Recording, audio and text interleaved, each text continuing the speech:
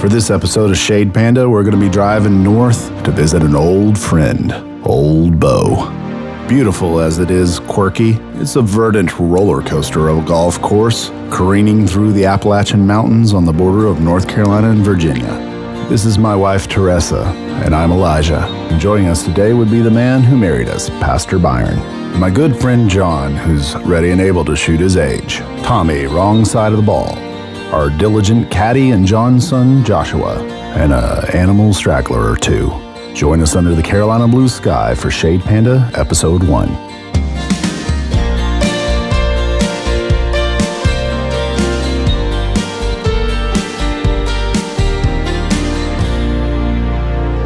What's this red button? Oh, how do I get this on? Come on now. Oh, there's a big button here. Oh, here I am. Oh! And here we are, hole number 1. No warm-up, no stretching. Ole Beau starts you off pretty easy with a pretty straightforward par 4. Since I drove straight up here, I thought I'm stretched or hit a ball, so I'll just hit a 4-iron off the tee and pushed it straight in the trees. Stretches after he hits it into the trees. Got myself in trouble early and got a little bit lucky that I had a window here. Should've stretched. I felt pretty confident I could just slice one out towards the green and just get up and down.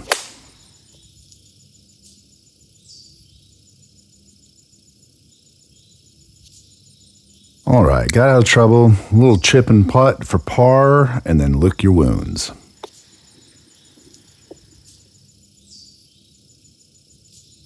So I switched over putters after 7 years of using the same one. And I'll talk about it more in another video sometime, but this is basically my second official round with it, and I don't have it set up quite yet the way I want it. And stuff like that happens. Ooh, consequences. Listen, you should have stretched, and then we wouldn't be in this predicament, would we? Hole 2 was not particularly long at 540 yards, but you don't want to be like trying to go for 300 yards like you would on a normal par 5. You actually want to lay back so that you can hit this gap. Kapow! To go over the water and hit the green. Honestly, the more I play it, the more I like it. Kind of end up using this club a lot in this round. I really look at it as like a 6+ iron. I use a unique shaft on it. There's only one in the world. I Frankensteined it myself. So if you'd like to hear any details on it, comment below and maybe I'll make a video about it. Thinking high cut here. High cut. Left, right, up, down, X, Y, A, B, A.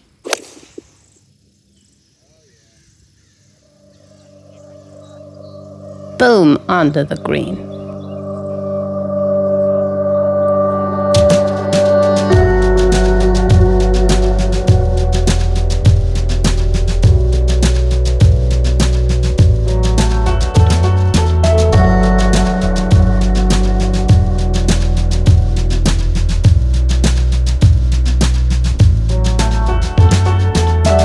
It would have definitely been nice to have a second to warm up on the greens because I am still struggling with my speed with this putter. Straight at the The hole. line is great. I just have not figured out how to adjust to the weight of it Not yet so much. because the one I used for about 7 years had the weight of a battle axe. But we got our birdie and we're back to even par on a short par 3. Got a pitching wedge just looking to put it in the middle of the green.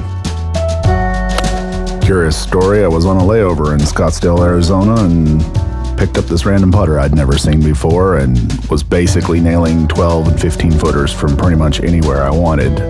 But to make a long story short, I bought the thing and then 2 weeks later JJ Spawn won the US Open using one and I realized I was late to a party that was already going on. Alright, looking at a little left to right down the hill. Still not feeling quite comfortable with these greens or this putter or my sanity. Tap it in.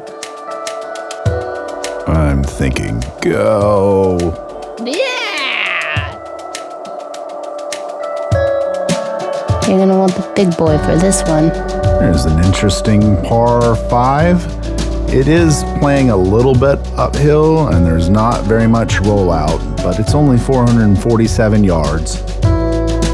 And of course, I'm trying to play it a little safe and death grip it. Nope, not what I was talking about. And with my swing, if I death grip it, I keep the face wide open and turns it into Banana Rama.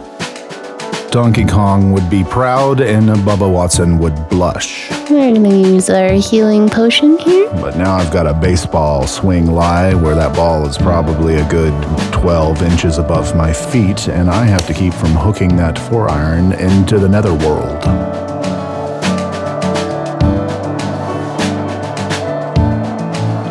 They say it's better to be lucky than good. And this fluffy grass, I kind of played a little bit like a bunker shot, even though it's a little bit back in my stance.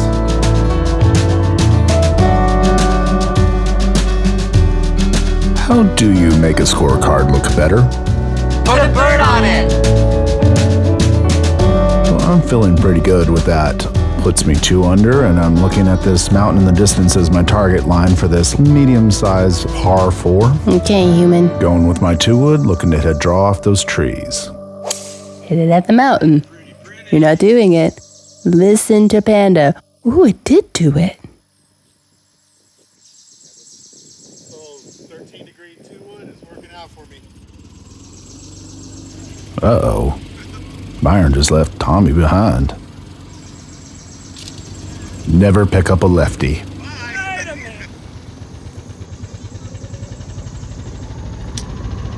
Here we go. We got a hitchhiker. Byron says the train's leaving. If you talk, you walk. You talk, you walk.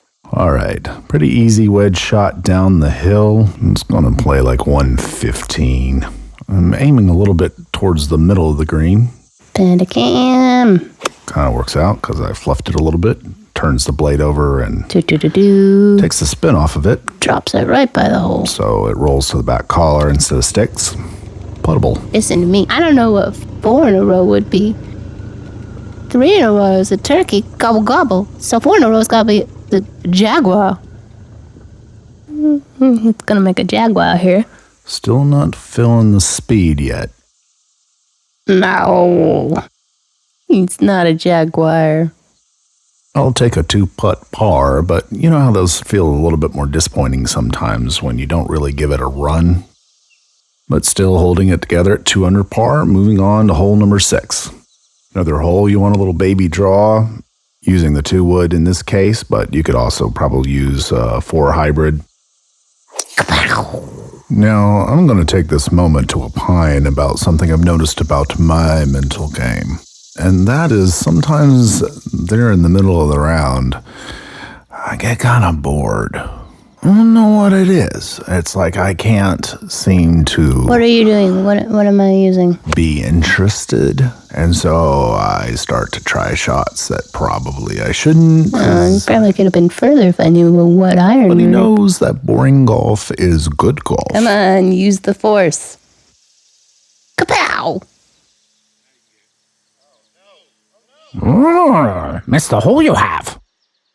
I can own a little bit of that speed being off and me not really looking at the putt right, but that really does run away from the hole pretty fast. And then this little short comebacker, I am really not paying attention, and I am just going to give it a try.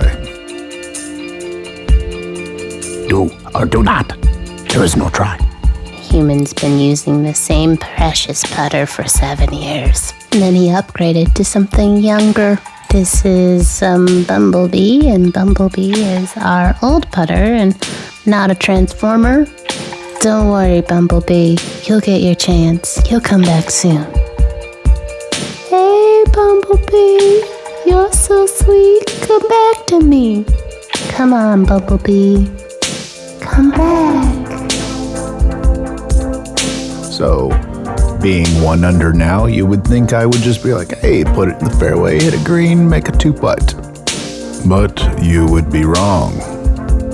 Instead, I prefer to tow my 4-wood directly into a tree. Fiddlesticks. Only being saved from out of bounds by the grace of the white pine.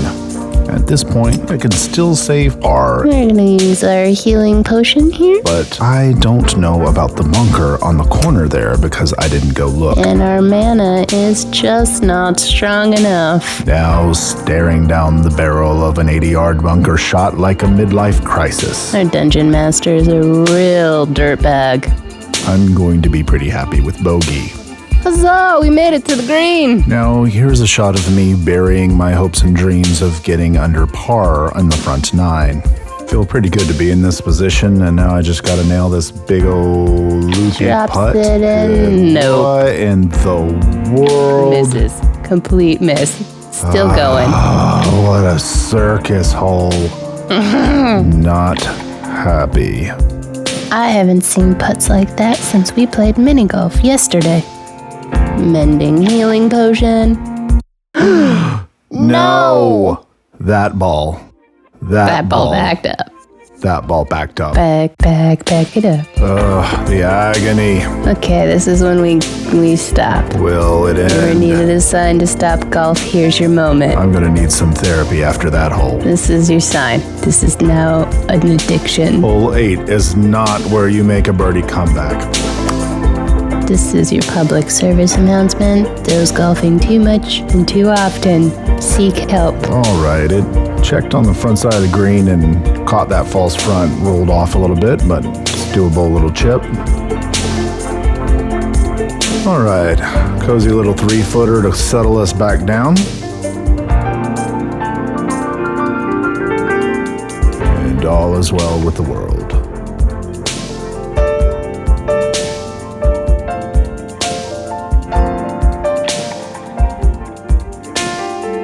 And Joshua, putting in the flag. Nailed it. On to hole 9. It's a healthy par 4 made a lot longer by the fact that it goes straight up the hill and straight into the wind. So I've got driver here just trying to keep it a little bit low. I hit the shot I want, but it's as if something jumped up out of the fairway and bit me. Ooh, everything you own in a box to the left.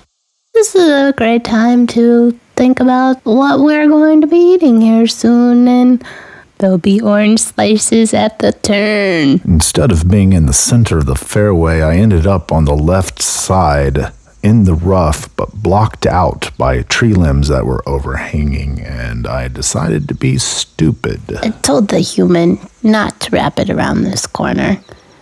That, my friends, was the entirely wrong swing. Now that the human is failing, I think we should talk about snack time, and we're close enough to the turn, you can walk it. I'm gonna go get some snacks. I'm out of here. Hot dog! I did get fortunate for the 3rd time in this round, and the trees favored me greatly. They kindly knocked my ball back into the center of the fairway, from which I had 80 yards left in, albeit directly uphill. Curiously, I had no idea where my cart ran off to, but I already had my putter with me. Good thing these oranges are delicious. Human is still trying to put it in the hole. For those keeping score at home, that would be the 5th putt I've left short in the last 9 holes. Those hot dogs are good. It also left me reeling at 2 over par on the easier front 9. So far today, Ole Beau is besting me. Join us on episode 2. The dramatic elevation changes and blind shots of the back 9 make the front 9 look like a links course. It's an exhausting test, but I guarantee you'll see at least 1 bird, 1 fox, and 1 eagle. Computers. I hate editing. Oh, I didn't see you there. Hey, you made it through the video. Okay, listen. Jade Panda is a benefit project made to raise support for our nonprofit, Jenny Rose Garden. A big thank you goes out to Daphne's Head Covers for their support. All the music that you saw in this episode was donated by various artists produced in our studio. Be sure to check out their music, linked in the description. Jenny Rose Garden is a nonprofit focusing on art therapy for trafficked and abused children. If you'd like to find out more, you can reach out through the email listed below. But the best way to support the making of this content is like and subscribe, leave us a comment, or send us an email if you'd like to know more.